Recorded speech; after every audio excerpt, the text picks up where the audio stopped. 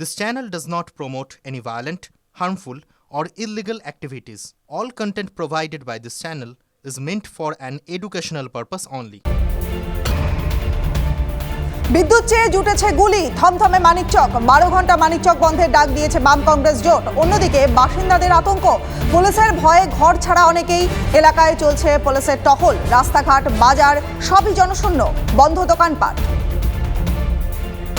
Load shedding এর জন্য মানিকচকের ঘটনা ঘটেনি দাবি করেছেন বিদ্যুৎ মন্ত্রী অরূপ বিশ্বাস। মন্ত্রীর উল্টো সুর শাসক বিধায়কের গলায়। সাবিত্রী মিত্রের দাবি, গরমের মধ্যে বিদ্যুৎ না থাকায় মানুষ সমস্যায় পড়ছেন। এ নিয়ে বহুবার অভিযোগ করা হয়েছে, আগেই সমস্যার সমাধান হলে বৃহস্পতিবারের এই ঘটনা ঘটত না।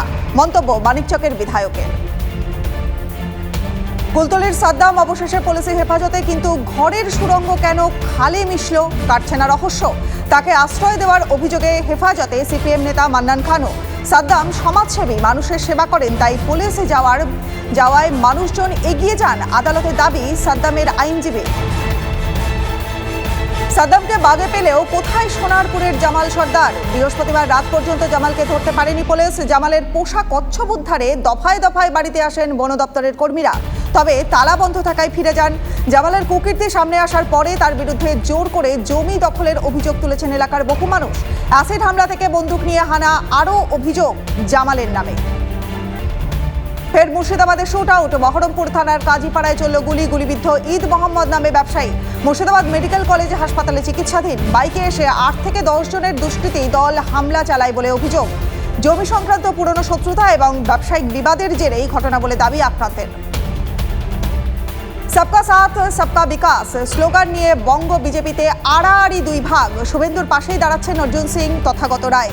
অন্যদিকে আজও দলের রাজ্য সভাপতি সুকান্ত মজুমদার গতকালের অবস্থানের পুনরাবৃত্তি করেছেন। সবকা সাথ সবকা বিকাশই পার্টির লাইন, ব্যক্তিগত মত দল অনুমোদন করে না। ডিব্রুগড় এক্সপ্রেস দুর্ঘটনার জের একাধিক ট্রেনের রুট বদল। গন্ডায় সকাল থেকেই জোর কদমে চলছে লাইন মেরামতি। লাইনের উপরে ছড়িয়ে ছিটিয়ে ভাঙা কামরা।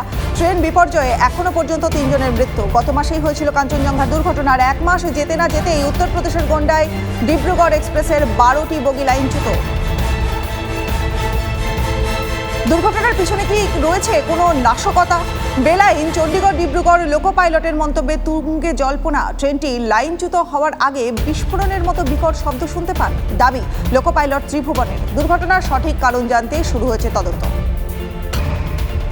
খড়দার পর বীরভূমের মুরারই রেলগেট না থাকায় লাইনে ঢুকে পড়ল গাড়ি। গাড়িতে ধাক্কা মালগাড়ির। অল্পের জন্য প্রাণে রক্ষা গাড়ির যাত্রীদের। মালগাড়ির লাইনে রেলগেট না থাকায় ঢুকে পড়ে গাড়িটি। ট্রেনের ধাক্কায় গাড়ির পেছনের অংশ ক্ষতিগ্রস্ত। গাড়ির মধ্যে ছিল 2 জন যাত্রী। জম্মু কাশ্মীরের কুপওয়ারায় বড় সড় সাফল্য বাহিনীর। জঙ্গি অনুপ্রবেশের চেষ্টা বানচাল। কেরান সেক্টরে খতম 2 জঙ্গি।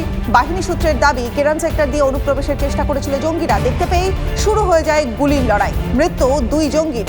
কোনো জঙ্গি সীমান্ত পেরিয়ে থাকলে তার খোঁজে তল্লাশি অভিযান জারি সেনার। হাজারো বিতর্ক থাকলেও বন্ধ হচ্ছে না ডাক্তারি প্রবেশিকা পরীক্ষার কাউন্সেলিং। 20 জুলাই দুপুরের মধ্যে এনটিএ-কে ওয়েবসাইটে নিট পরীক্ষার ফলাফল আপলোড করতে হবে। নম্বর সহ ফলাফল প্রকাশের নির্দেশ সুপ্রিম কোর্টের। 24 জুলাই থেকে শুরু হবে ডাক্তারিতে ভর্তির কাউন্সেলিং। মামলার পরবর্তী শুনানি 22 জুলাই। নিট ইউজি পরীক্ষার প্রশ্নোত্তর সমাধানের অভিযোগ। পাটনা এইমসের 4 ডাক্তারি পড়ুয়া সহ মোট 5 জনকে গ্রেপ্তার করল সিবিআই। দীর্ঘ 9 ঘন্টা জেরার পর তাদের গ্রেপ্তার করে সিবিআই। বাজেয়াপ্ত করা হয়েছে তাদের ফোন এবং ল্যাপটপ। এশিয়া কাপের সবচেয়ে সফল টিম ভারত।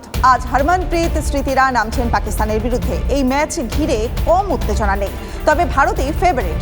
অক্টোবরে মেয়েদের টি20 বিশ্বকাপ, আর তার আগে দল গুছিয়ে নিতে চান হ্যারি। জয় দিয়েই এশিয়া কাপ শুরু করতে চান স্মৃতিরা।